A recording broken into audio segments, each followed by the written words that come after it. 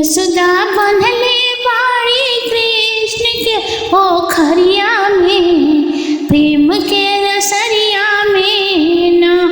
यशोदा बंधले बाड़ी मोहन के ओखरिया में, प्रेम के रसरिया में ना।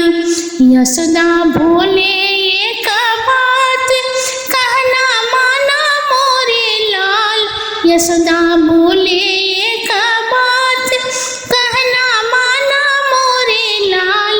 काहे चीर चोरौला यमुना के घटिया पर, प्रेम के रसरिया में ना। काहे चीर चोरौला यमुना के घटिया पर, प्रेम के रसरिया में ना। यशोदा बंधले बाड़ी मोहन के ओखरिया में, प्रेम के रसरिया में ना। यशोदा बोले एक बात कहना माना मोरे लाल, यशोदा बोले एक बात कहना माना मोरे लाल। काहे मटकी फोड़ल कौन जाके गलिया में, प्रेम के रसरिया में ना।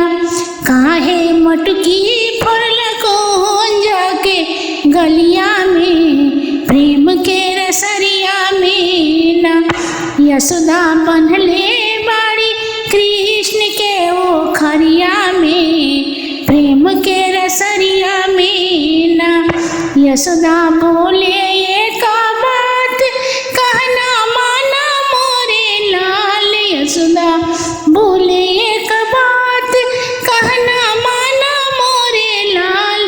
काहे रास रसौला वृंदावन के बनवा में, प्रेम के रसरिया में ना।